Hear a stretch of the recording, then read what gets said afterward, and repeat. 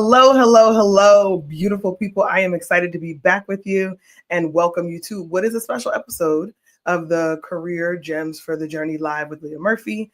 I'm excited to be able to be here. It's been such a fast moving season. I would say the change of weather on this end where we're located in Philadelphia and all that goes along with that honestly has been kicking my behind. So I am here because I am excited to be here and I am grateful to be anchored in this, but I am still catching up to daylight savings, adjustments to getting dark at 5 p.m. here on the East Coast in Philadelphia, and all the things that go along with that. So if that is also you, I see you. I feel you because it has been a wild ride for me over the past couple of weeks. But now here we are, and we're going to get this opportunity to be able to go deep into a topic that I'm really excited to talk about. So if you're here with me live, please do drop your city in the chat. It'll give us a chance to know who is riding with us, who's receiving this content. And if you're listening on the replay, welcome to you too. We appreciate you. I love that you're doing the replay thing. I love that for you as well as I love that for me because the replay has been doing amazing things. And I want to make sure that, as always, I say what I need to say and make sure that I get the housekeeping out of the way. We have a new mic set up in case you guys can't see me live. We set the mic up because you guys let us know that the audio wasn't as popping as it once was. And that was my fault. That was my fault because I had the microphone set up in the complete wrong way.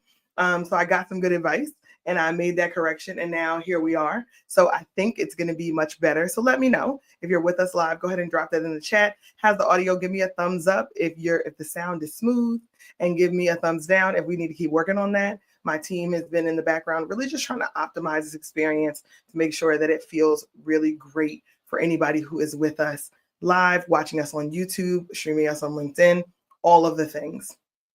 So I got those things out of the way. The last thing that I need to make sure that I tell you guys is the Career and Care Summit tickets are still on sale. The early bird window is closed, but the tickets are still available. But I got to tell you that early bird window, it did the thing. There were folks who were absolutely going and grabbing their tickets, grabbing tickets for their mentees, maybe their best friend at work, coworkers, other people that they wanted to participate in the Career and Care Summit. And I really do appreciate everyone who has already purchased their ticket to the Career and Care Summit.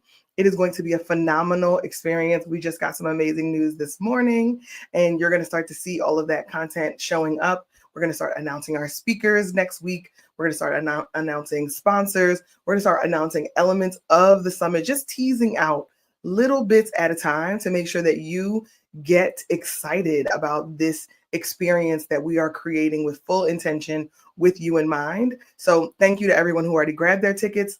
And if you have not grabbed your ticket yet, please do. And for anybody who is currently a member of our newsletter, you can get a discount code in order to purchase your ticket, but you got to join the newsletter. So go ahead and run over to gemsforthejourney.org and go and do that. So as I mentioned, we're going to talk about a topic that we have never covered before. And it's because it's the first time that I've had the experience to be able to cover it, but I'm really glad that we are going to be able to talk about it today. And it's called the ECNP conference. Now that sounds like a mouthful because it is, but I'm going to give you the full acronym readout. European College of Neuropsychopharmacology of Congress. And that conference was hosted in Amsterdam. I'm not going to say the full acronym again because I just got through it this time with phonetics, but the ECNP conference, I went there in 2025. That's why I was gone for a bit in October. And now I just want to break it down for you because I had such an amazing experience. It pushed me in a way that I otherwise would not have been pushed. And I reminded you guys when I was away that it's important for people like me to make sure that we also continue to develop ourselves, that we're doing our continuing education credits, that we're making sure that as we're pouring into other people and investing in supporting professionals who are currently navigating career, that we're staying sharp on the trends, that we're staying sharp on the concepts, and that we're using all the tools that are at our disposal in order to make it happen. Now, the ECNP conference obviously was a mouthful. I did my very best. Feel free to correct me in the comments if I said anything wrong there. I'm cool with that because I'm doing the best I can. But it really helped me to see a different perspective. And I think that perspective is one that I was searching for and didn't realize. This conference brought together brilliant scientists, clinicians, and innovators from all around the world who are studying one thing that we all have in common. It's the human brain. I wanted to go to this conference for a few reasons. The first one is I'm a lifelong learner. I personally just want to get better every single day. And I want to get better at things that are well invested in and things that really matter to me. And I would love to call myself a neuroscience novice. I love the idea that there is a science behind how we behave and how our brain works and how we make decisions. It comes into how I interact with people on an everyday basis, especially how I support my clients. So that's the first reason why I wanted to go to the conference, is because I personally am a lifelong learner. And I think it's super important that people like me who support others in their development continue to grow and to be challenged, to have concepts or ideas that I believe are foundational be challenged and kind of be put to the test and held to a high quality standard. So I think one of the best ways to be challenged is to go into an environment where I have a chance to be a novice, where I can exercise my own curiosity, ask questions, be in community with other people who want to be curious, who want to learn more, who want to share and collaborate and bring information to the forefront. I absolutely loved it.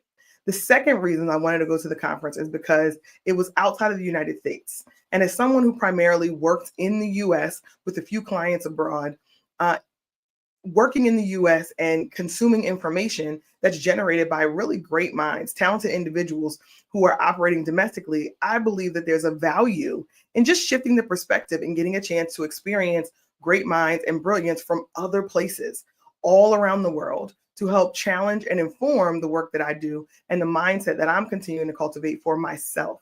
So it was a huge dose of taking my own medicine, of recommending and doing exactly what I encourage you all to do when you're feeling like you're looking for something new. You're in a transition, you're cultivating a great idea, but need thought partners. Or maybe you're feeling a little bit frustrated with the place that you are in your career or your development, and you're looking for some additional information or sources, resources that can help you to cultivate a strong strategy. So that was part of the reason. I think it's so important to get out of the echo chamber for me.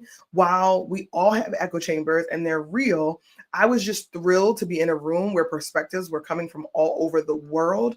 And I'm talking about from Turkey to Hungary to Amsterdam itself, to other parts of Europe, to parts of the United States, parts of Asia, all the way down through Australia. So we were literally at a global conference, and it was phenomenal just to navigate conversations and researchers that are really doing what I think is really important work. And I enjoyed the opportunity to sincerely hear from the best and brightest on a topic that I'm personally extremely interested in learning more about, but still a novice, right? And I'm probably going to be a novice for a long time on it, but I still love learning. So just to give you guys a little bit of backstory before we get into the takeaways, because there are heavy takeaways from this. The ECNP is an independent scientific association, right? Science still matters. I want to be clear. I believe science still matters, and it needs to be continued to be researched and learned and leveraged and sought after. So it focuses on the treatment of disorders in the brain. It's the largest non-institutional supporter of this kind of applied neuroscience and research in Europe. So while they focus on mental health, I couldn't help but connect everything that I heard to leadership and to professional development, because that's the lens that I'm always looking through. There was so many themes, so many connection points. I'm only going to knock out 3 today. And if they resonate with you, please do let me know. And we can decide if we want to go a little bit deeper. But I heard, my ear was so tuned to supporting bringing back tools and resources that would be helpful for you all, those who are listening to the live, those who are streaming us live on YouTube, those who are listening to our Career Jump for the Journey podcast. I wanted to make sure that I brought back some really heavy gems for you. So I want to share a few insights that really stood out for me and translate them into practical takeaways you can use right now in your career and in your life. So now, one of the first sessions that I attended, and there were a lot of sessions, to break it down, it was all the things you think about for a normal conference. There are large room sessions, there are smaller breakouts, there was a poster presentation, there was a kind of a career fair or a vendor display, lots of ground to cover. So I had to make some conscious choices in what I wanted to know more about because there was only so many hours in a day and so many topics that I was really excited about. But one of the first sessions I attended was called Your Brain on Sleep, linking neural activity to mental health. It was absolutely fascinating to see how the science supports something we all feel and know.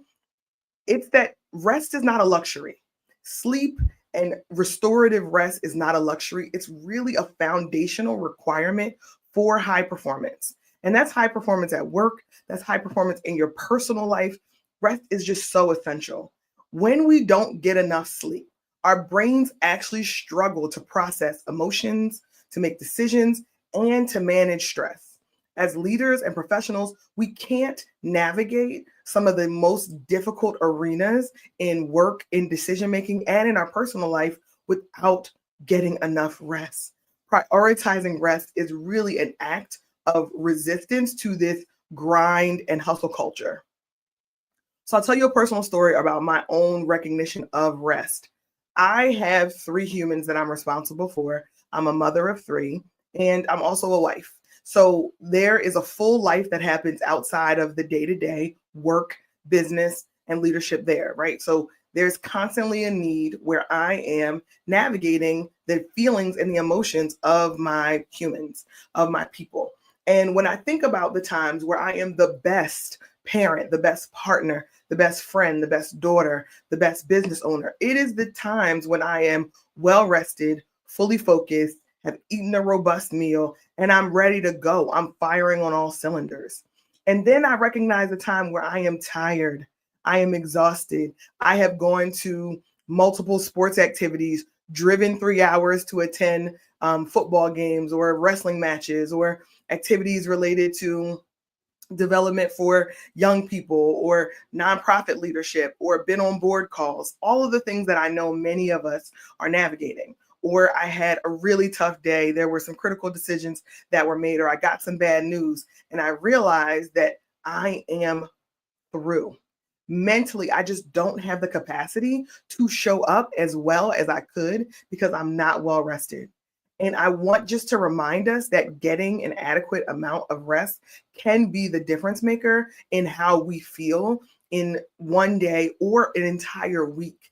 A lack of sleep can really just drive our mental load to be too high all the time.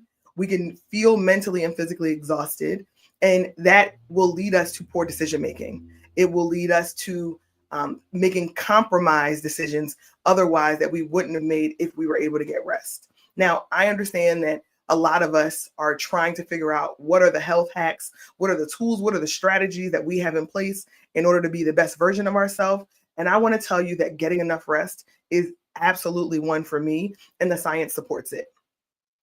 So the second session that I went to was around machine learning in mental health research. So it was really focused on practical tips to maximize the benefits and minimize risk of machine learning. And machine learning ties into artificial intelligence. So my ears perked up even more so then, because we've been talking about artificial intelligence and how to use it in a way to grow your career, especially as it relates to early career professionals. So this session explored how AI and data are helping scientists spot patterns in mental health and human emotion and well-being that maybe the human ear or the human eye might miss.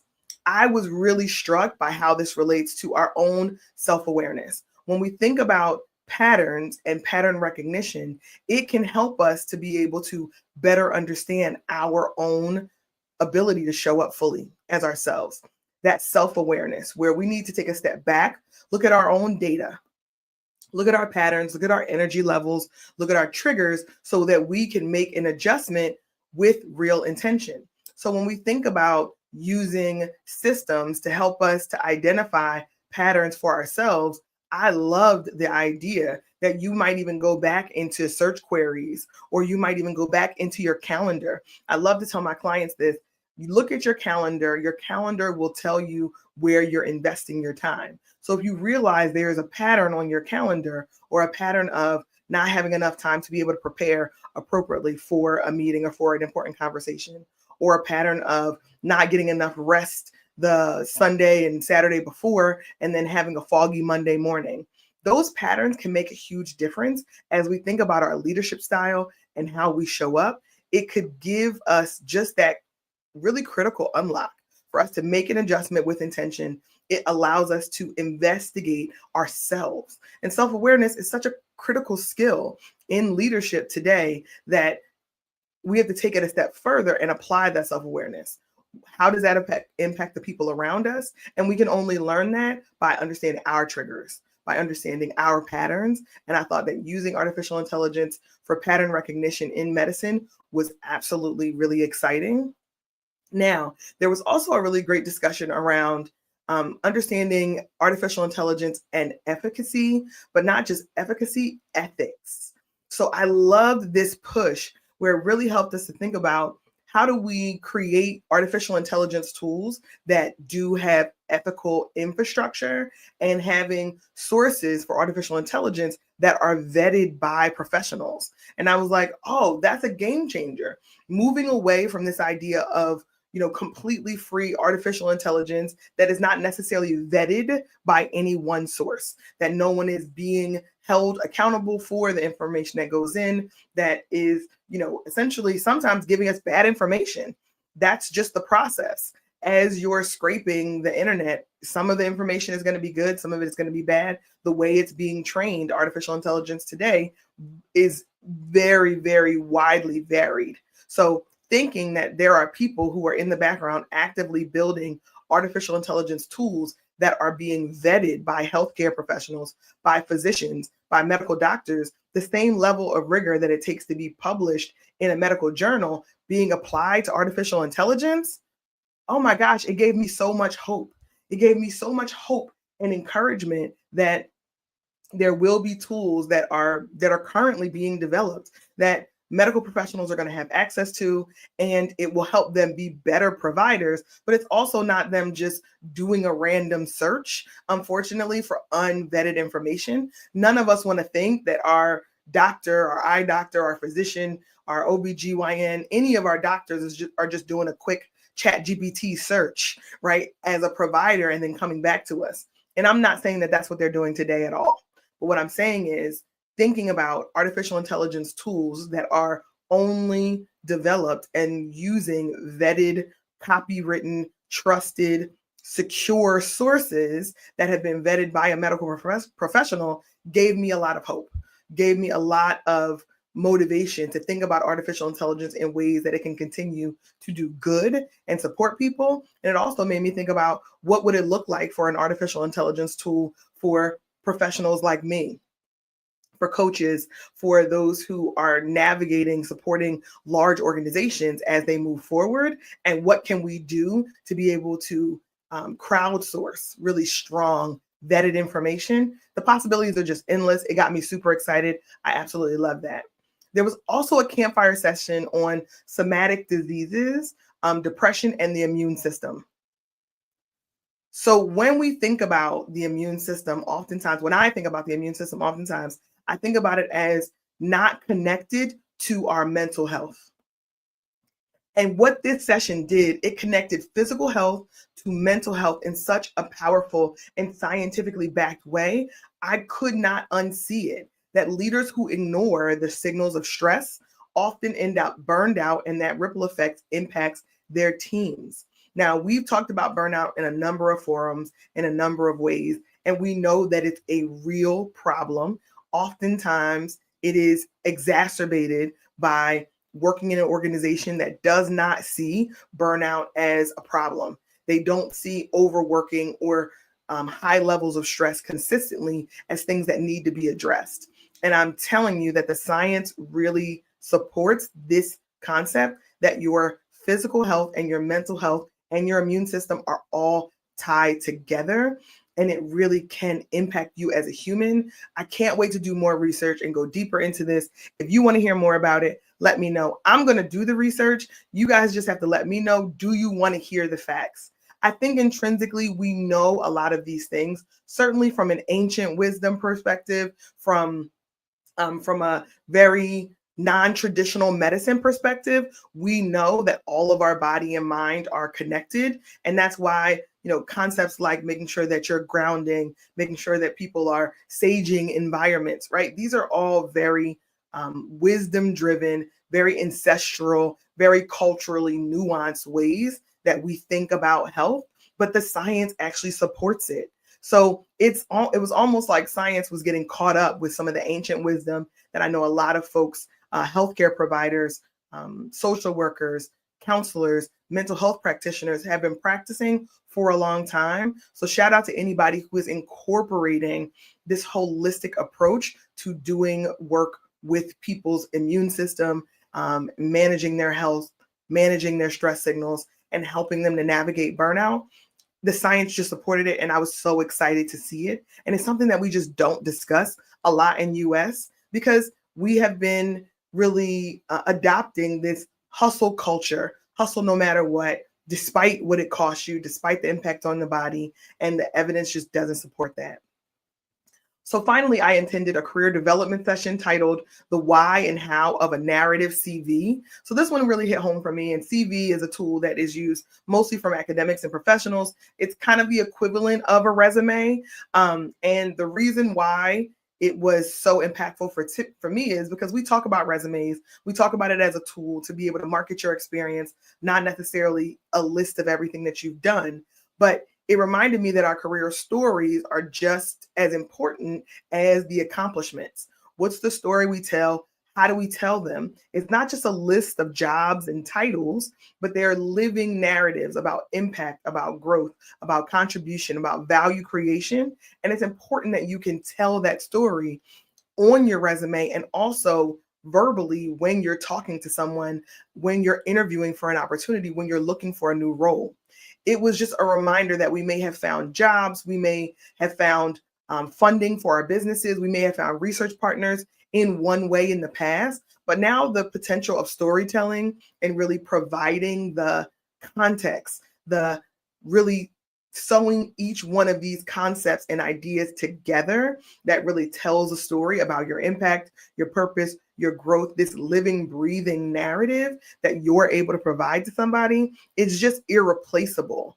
It is not something that we're going to go backwards and go back to these long lists that kind of speak to everything that you've done, but more of the story and the robust and the why and the connective tissue between what you've accomplished, the value you've created, and the transformation or the impact that you were able to have.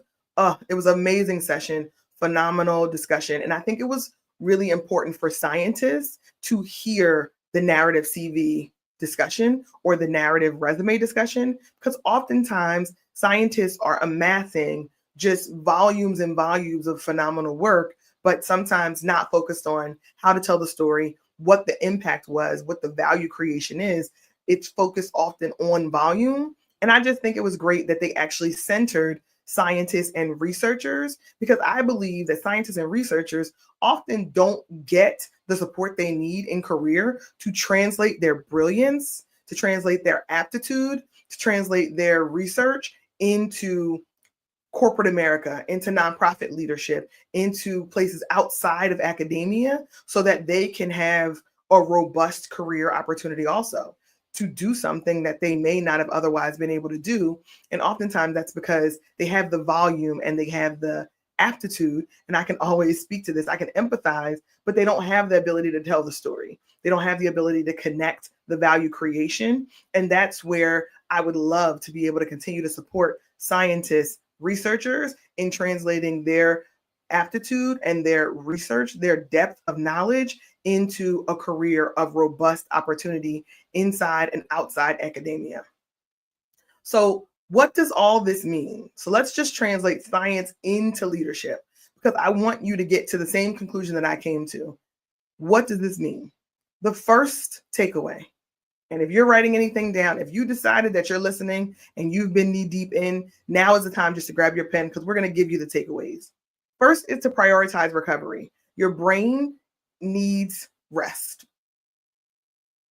So prioritizing recovery may look like scheduling downtime for yourself. It may look like giving really thoughtful, intentional, strategic rest, whether through sleep or science or recharging activities. It's just a non-negotiable for creative, emotional, strategic brain capacity. Strategic rest, we must have it. The second one is do your best to track your own data.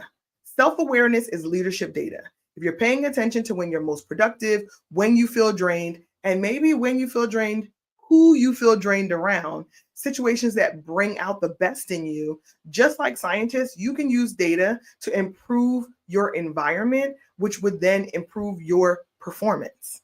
We can use this information and self-awareness to be able to hack our own habits, performance, and the way that we show up. So track the data and use it to evaluate and improve your performance. The third thing was we have to integrate mind and body. We can't separate this idea of mental well-being from physical health. We've talked about this a lot as we prepare for the Career and Care Summit. There's no way that we can put one part of ourselves on the shelf, our professional development or our career on the shelf, and then ignore our health and well-being, and vice versa. So the conference made it clear that our immune system, our mood, and our energy are all interconnected. A leader who models well-being creates permission for others to do the same.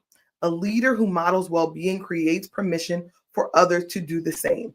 Now, I got an unpopular opinion for you. The grinded out culture and mindset is a short-term quick fix. It will eventually cause you to pay a high price with your health. So I'm not saying that there aren't times where we have to buckle down and work hard, but we also have to design in recovery and rest in order to create a system that your body can sustain. So we want to talk about sustained performance, not these short-term, quick fix, intensive burnout star. So fourth and finally, tell your story. The narrative CV or the narrative resume session reminded me how important it is to own your journey, to own your narrative so that you can make sure you get to the desired mental outcome for whoever it is you're talking to, engaging with, trying to impact. Your career story is a living document of purpose, impact, results, value creation. It's not just what you've done, it's explaining why it matters. So when I think about this conference, the ECNP 2025, it was a breath of fresh air for me. It injected some new perspective that really did help me think about the way that I'm going to continue to support myself, my own health and well-being needs. It also helped me to understand how my own brain works and how I can continue to feed my own brain and get to the level of performance and capacity that I feel good about, that I believe I'm capable of, and also to rest and recharge when it's absolutely necessary. So these lessons remind us that science and leadership are more connected than we think, and that personal well-being is the foundation of professional success. So as we head into 2026, I'm so excited to bring these insights into our Career and Care Summit this March 21st, 2026, where we'll explore what it really means to build a career that supports your whole self, that takes all of what we've learned into account and brings it to the forefront in a way that is digestible for you, all while we're building community intentionally in person. We're going to go through all of the career and care during the Career and Care Summit. I want to make sure that you're in the room, and I want to personally invite anybody who's listening right now to go and grab your ticket, take full advantage of the opportunity to join us March 21st, 2026. You can head over to gemsforthejourney.org to get your ticket. And if today's conversation resonated with you, drop a comment about which gem really stood out the most and follow us. Ring the bell on YouTube and make sure you set your alerts up on LinkedIn. If you want more science-backed insights on career growth and leadership, because I was I could not contain myself in the room and when I got back into the US. So I really appreciate you spending time with me and spending time thinking about the science of leadership, because science still matters. Contrary to what many others may say or believe, I believe that science-backed research is the difference maker, and it can be an unlock for the plan and strategy that you have for your career. And I'm here to tell you that your journey is yours to define and you don't have to walk it alone. I'm here to support you. Until then, make your journey work for you. And I will see you next time here on Gems for the Journey Live on LinkedIn and YouTube. Please do like and subscribe. It's been amazing. I'll see you guys next time.